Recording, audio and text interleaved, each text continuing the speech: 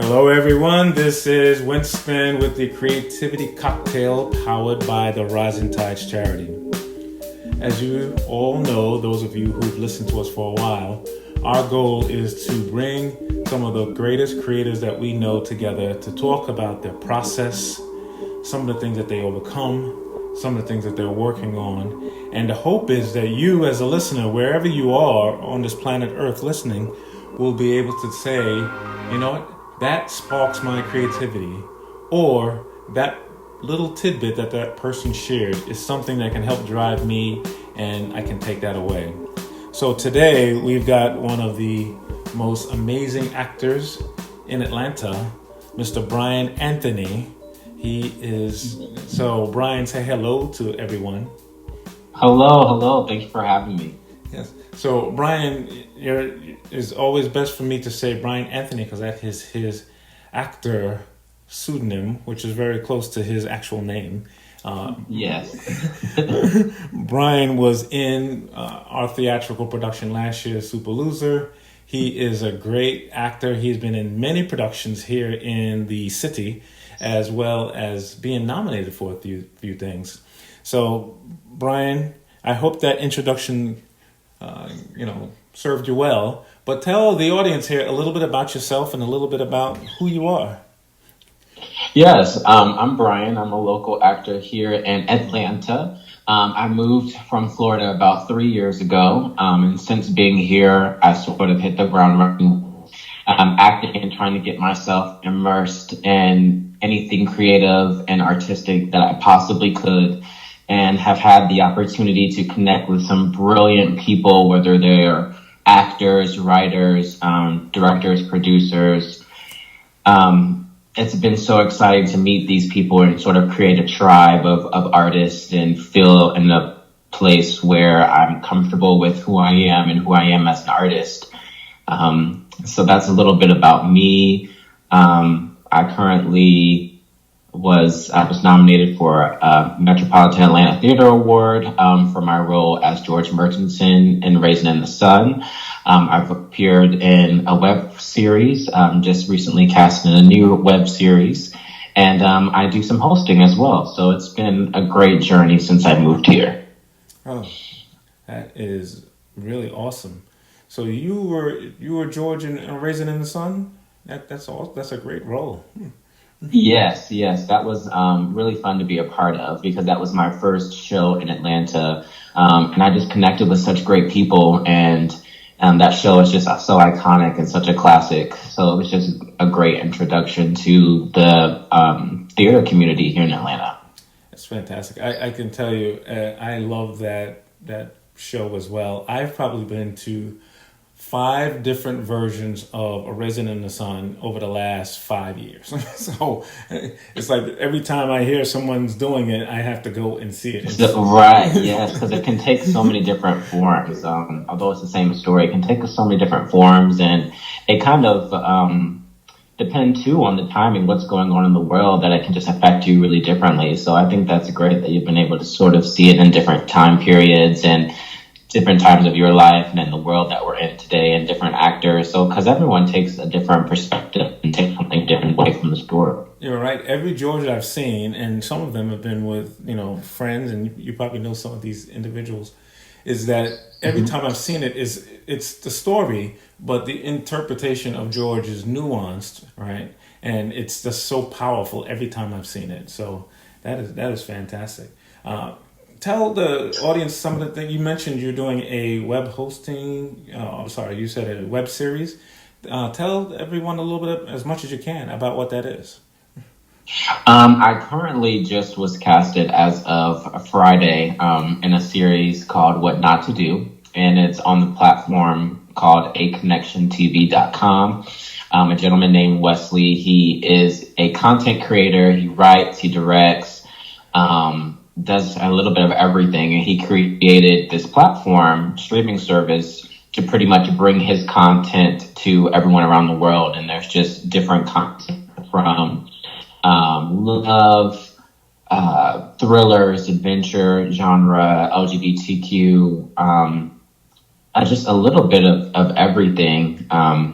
that he's streaming. So I'm really excited about that. I play a lead role, and it is very, very new, so I don't have too many details right now. But that's going to be getting started. We'll start shooting here soon. Wow. So you mentioned that you're originally from Florida for 3 years. So you're a relatively new transplant to the city. Did you come here because of your desire to get into the creative community?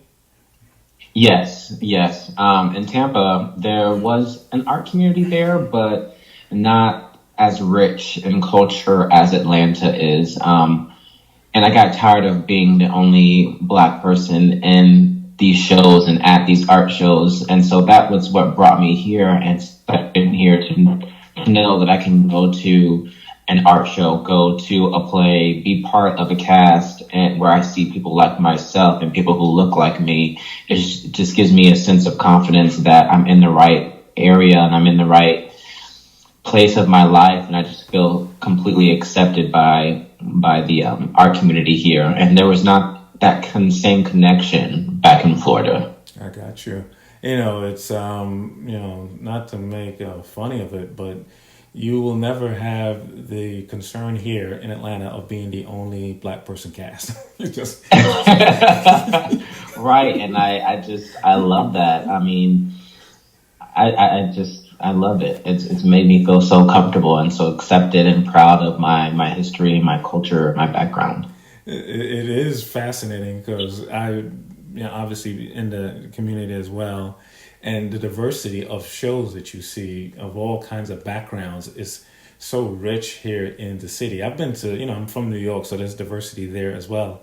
But I think it's so, from at least from my perspective, there's such an authenticity associated with the community here in Atlanta, around creativity. So regardless of whatever person's, whether they're white or Black or whatever their background is, it just seems that tribe, and I think you use the word tribe, they really seem sort of to gel and connect quite well together. Well, what do you think about that?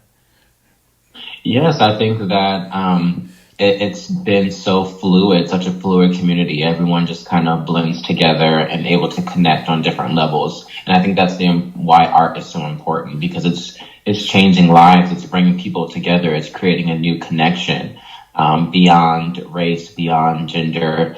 It's completely fluid, and I just love art for that reason. That's awesome. So here's a question. So someone out there today, he or she is saying to themselves, I am an actor like Brian. I want to know about how does Brian begin. He gets cast in a role. He's about to do his rehearsal or go on stage, or the film's about to roll. And they want to know your process a little bit. Tell them about how do you get prepared to execute and to have a phenomenal session, whatever that session might be. First, it's a good idea to get very familiar with the script and the story, and not just your lines, but the story as a whole. How other characters are responding to your character, how the lines are written and how they're supposed to be spoken. That sort of creates the foundation of your character. And then it's important to create a background story for your character, where they're from, why are they reacting like this? Why are people reacting to the character like this? How old is he or she, if that's not stated in the script? The time period. What would your character wear? How do they walk? How do they talk? So just sort of answering those questions to create an actual person and not just a character, are just some of the ways that I prepare for a scene, or for whether that be on film or on stage. That makes me confident to portray that character and being able to create that backstory and that foundation. That is great. Thanks so much for sharing. How did you get into acting? What was it? Has it been all your life? Has it been something relatively recently?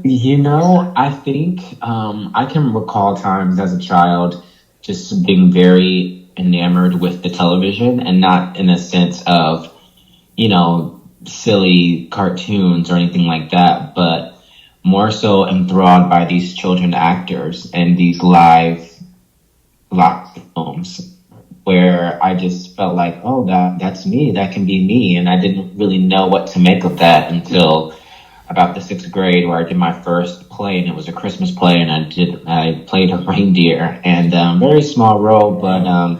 it just really took me to the next level and got me connected with other artists, and being young and trying to find your way and navigate who you are and what you enjoy, and meeting people who kind of you see, oh wow, they like theater just like me, and being able to sort of relate to a certain extent. That's where it all started, and that was sixth grade, and I've been just acting ever since. I've taken periods off, but it always sort of finds me. I always kind of am hungry to be performing or creating. That is great. It's so interesting because every podcast that we do, obviously the answer is different for each person. But it's so fascinating to me, and I hope to the audience, that everyone just comes from different spots. So whether they're from Tampa or Mhm. from New York, or they're in the sixth grade, or they're 46, there's so many different ways that someone can be creative and can start. That's probably one of the reasons why I love our community, is that it's not one of those things that you have to start at 2 years old or 3 years old. I hear like ballet, you've got to start at a certain time to be a great ballet performer. But creativity is something that's innate to all of us, and it's something you can Yeah. start whenever you want to start. Um, so And I think that's interesting, because I think that speaks to, they say it takes 10,000 hours to be good at something or to really master a craft.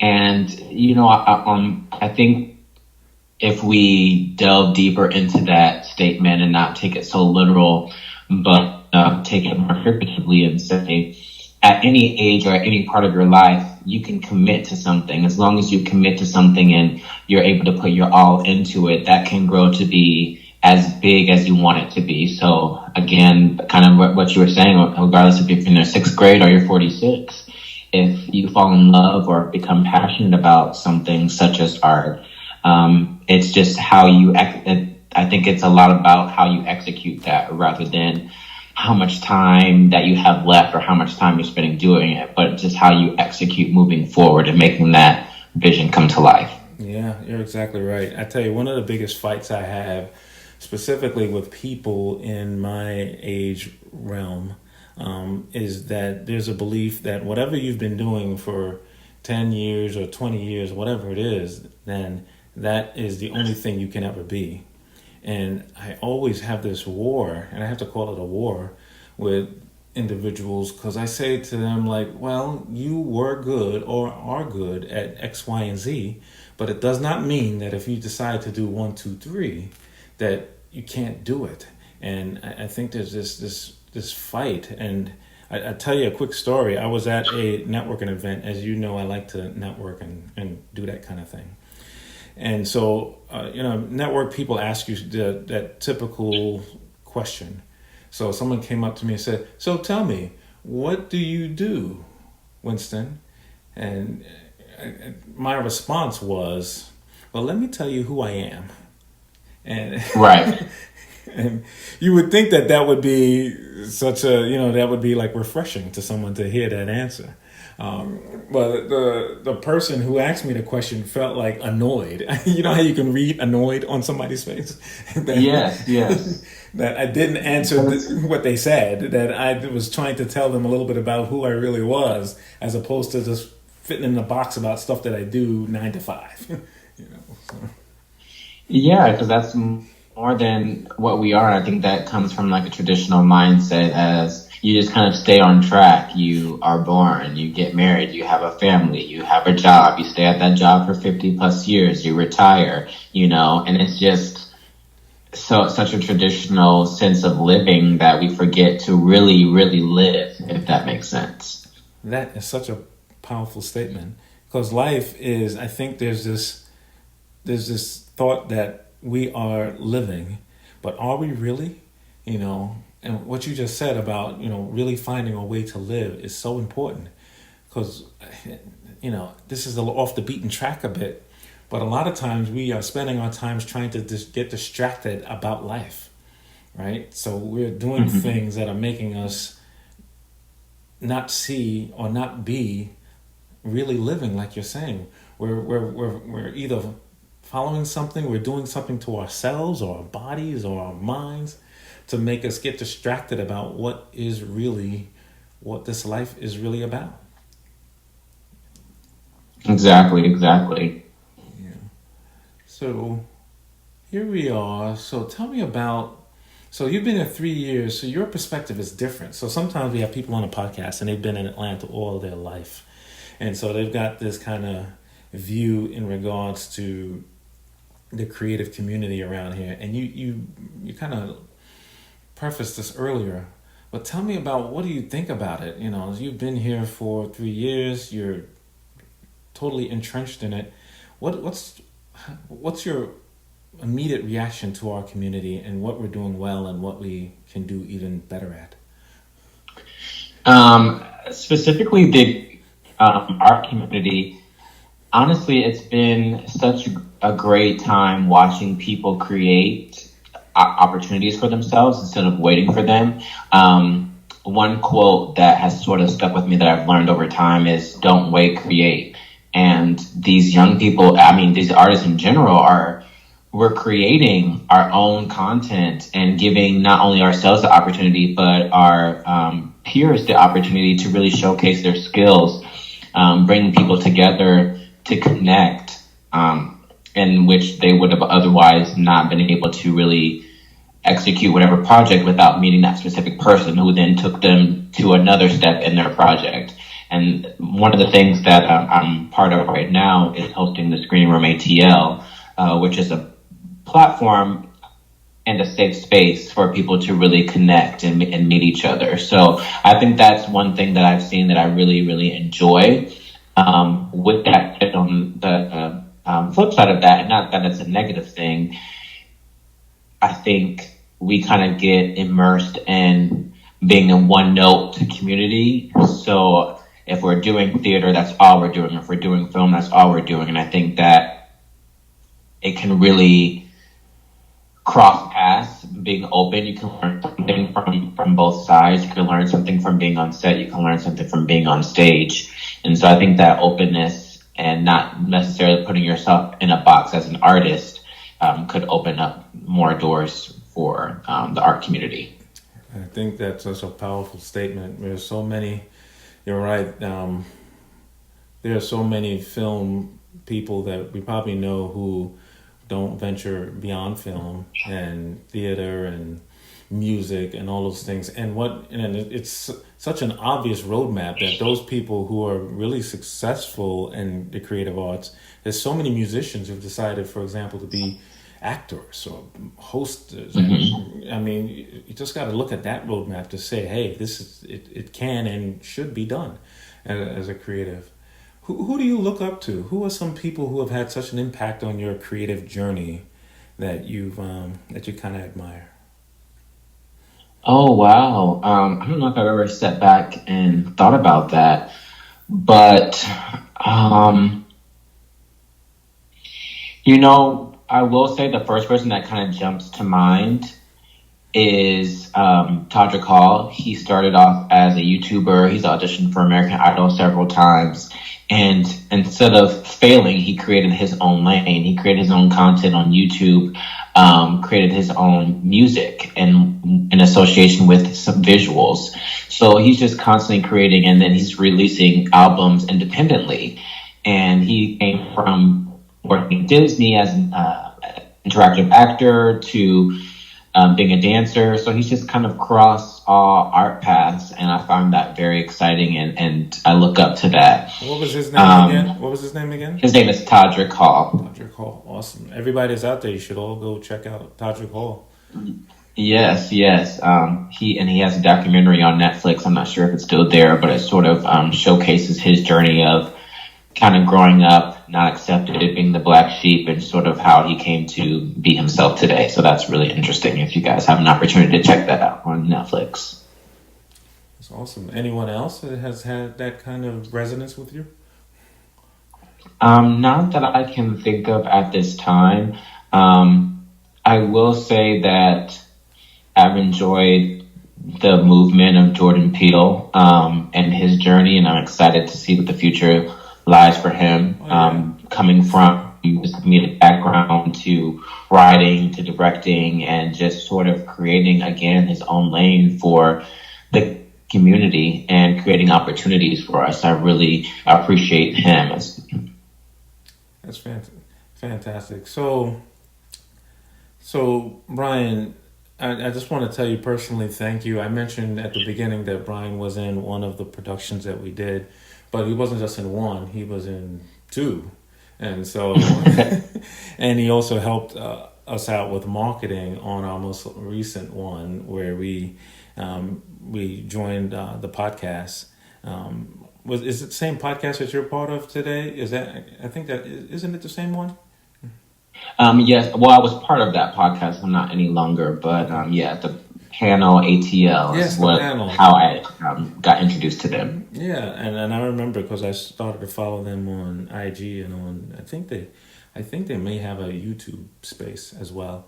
Um, so Brian, here's the hardest question of our conversation here so far. So someone's out there and they're saying to themselves, I can't do it anymore. I'm feeling really depressed, or I have a high level of anxiety. But I used to be a creative soul, and I used to do this creative art, whatever that was. What is some advice if you're having a conversation with them right now, not a conversation with me, and they turn to you and they say, Brian, I'm struggling with all these things. Give me your thoughts. What are some of the things you say I to them? honestly, I struggle every day with myself and that negativity in my head. I think it's tough for artists because we're always creating, always 24/7. I don't think, and I think you would agree that there's no turning it off.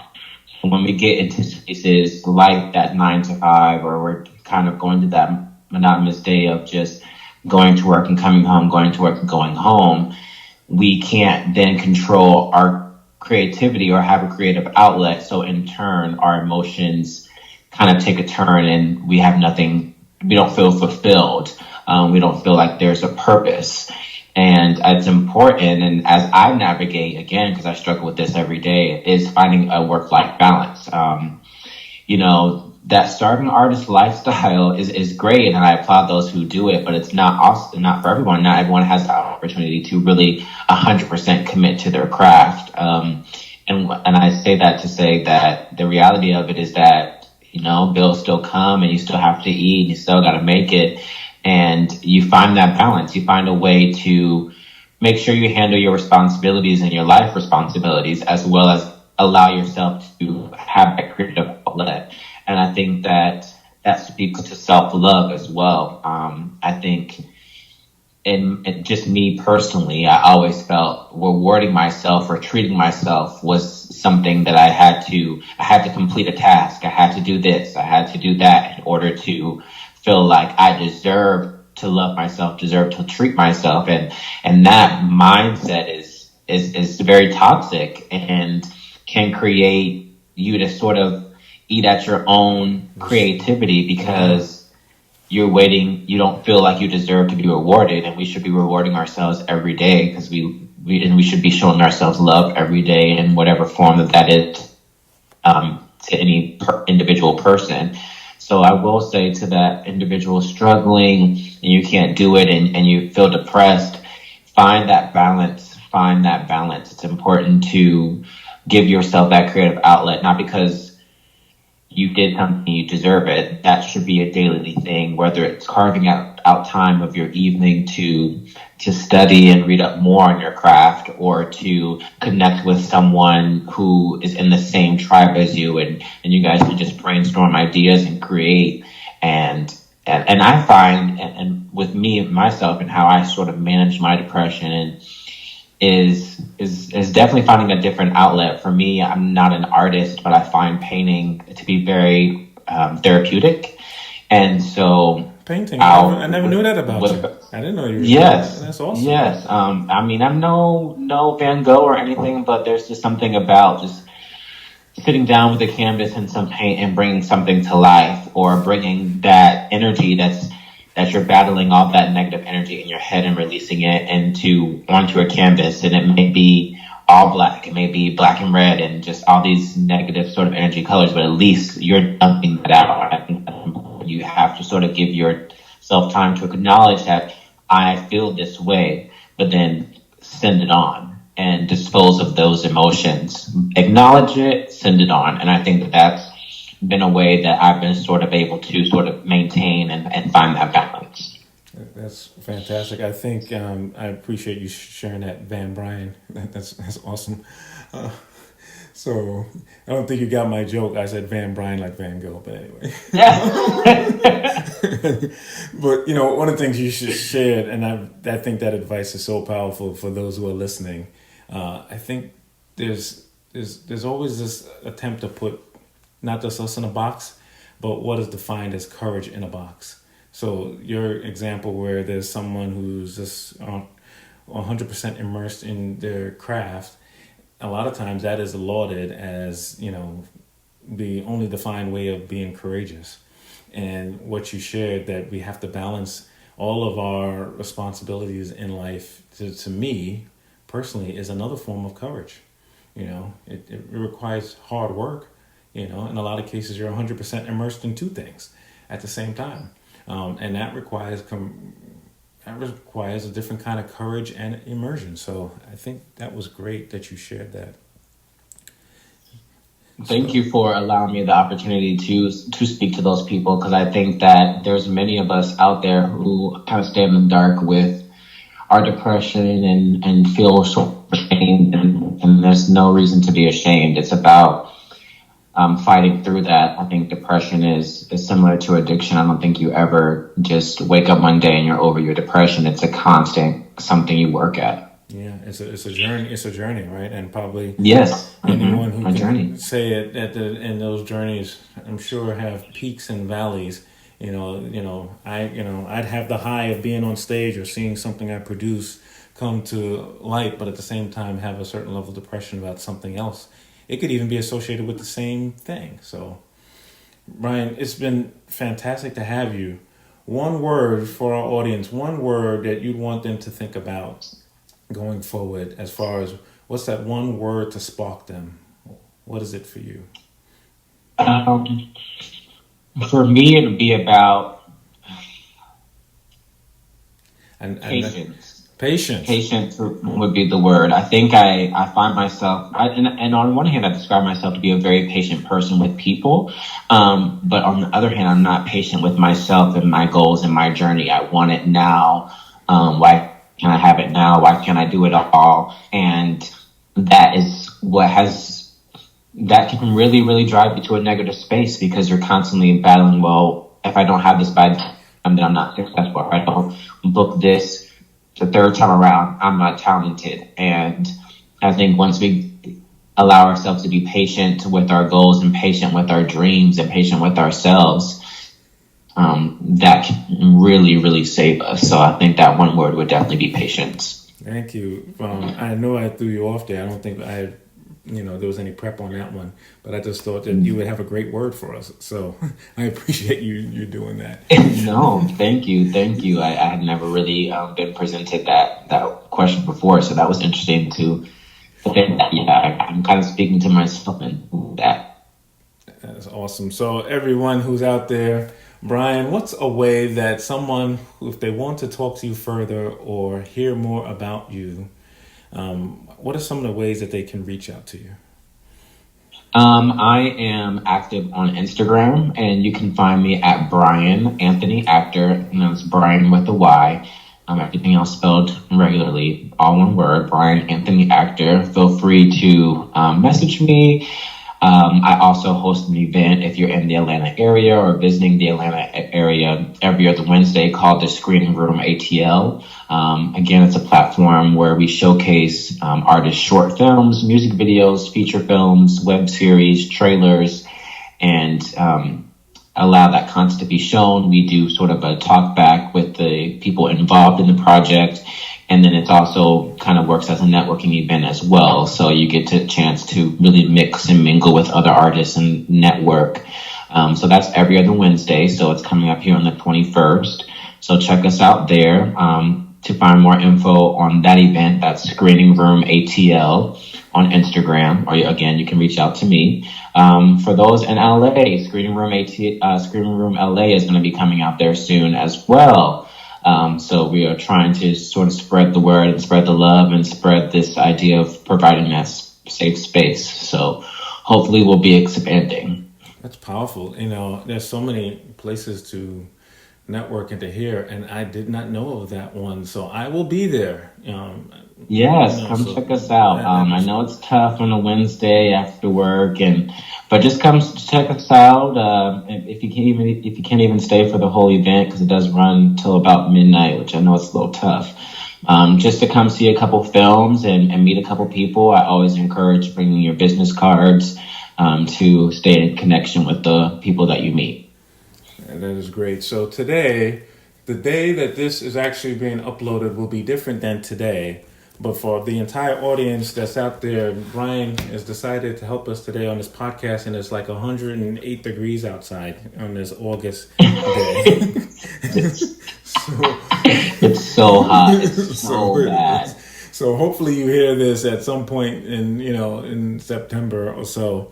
So it's not as hot. So hopefully you guys will not be as sweaty and exasperated as we are.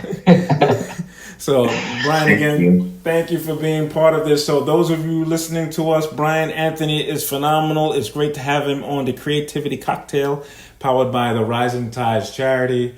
Remember, we've got some really focused goals here over the next year or so. We're going to have 100 creatives be on this podcast between now and the end of our goal, which is 2020. We're also going to have a forum where we're going to have a one-day opportunity for those who are creative to talk about their creativity, whether that's writing, public speaking, film, whatever that might be. And our third goal, and that will be at some point in 2021, is for us to have our very first creativity mission trip. So more information on that at the risingtidescharity.org. Again, Brian, thank you so much for being part of this. And we hope, and I already assume, that you will join us again in the future. Oh, definitely. Anytime. You're my number one. So anything for you. Thank you so much.